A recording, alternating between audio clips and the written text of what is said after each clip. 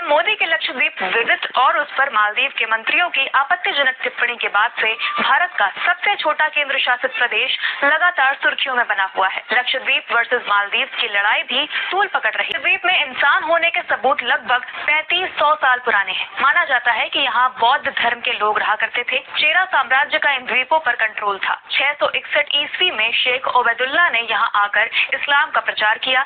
इसके बाद चोल साम्राज्य, पुर्तगाल और टीपू सुल्तान के शासन के बाद 18वीं शताब्दी से लेकर 1947 तक यहाँ अंग्रेजों का शासन रहा। बंटवारे के वक्त लाख द्वीपों के नाम वाले लक्षद्वीप पर पाकिस्तान और भारत दोनों का ही ध्यान नहीं गया, लेकिन तत्कालीन गृह मंत्री सरदार वल्लभ भाई पटेल ने लक्षद्वीप के भौगोलिक महत्व को जानते हुए मुदलियार बंधुओं के नेतृत्व में जवानों और शिप्स को यहाँ भेजा। तब पता चला कि पाकिस्तान ने भी अपना युद्धपोत लक्षद्वीप की तरफ भेजा है। गनीमत ये रही कि महज कुछ मिनट पहले पहुंचकर भारत ने लक्षद्वीप में तिरंगा फहरा दिया था। क्या आप जानते हैं, लक्षद्वीप को हमेशा इस नाम से नहीं जाना जाता था। 1956 में राज्यों के पुनर्गठन के वक्त लक्षद्वीप को केंद्र शासित प्रदेश का दर्जा दिया गया था।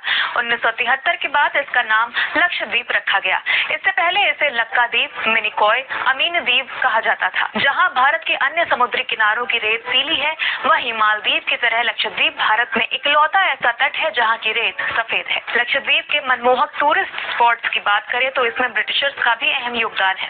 कैसे, आइए जानते हैं। लक्षद्वीप के मिनिकॉय द्वीप पर बना लाइट हाउस टूरिस्ट के लिए मस्ट विजिट स्पॉट है।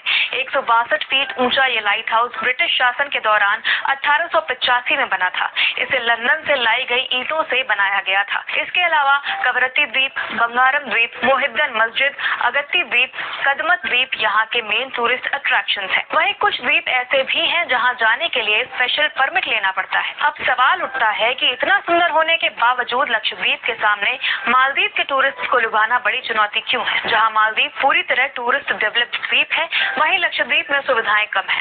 मालदीव जाने के लिए कई फ्लाइट्स हैं और लक्षद्वीप के लिए केवल एक, और सीजन में अधिकतम 2 छोटे विमान चलते हैं। लक्षद्वीप में एंट्री के लिए परमिट लेना बड़ी प्रॉब्लम है। वहीं मालदीव में वीजा ऑन अराइवल है। सिर्फ बीएसएनएल का नेटवर्क उपलब्ध होने की वजह से लक्षद्वीप में कनेक्टिविटी भी एक बड़ा इशू है।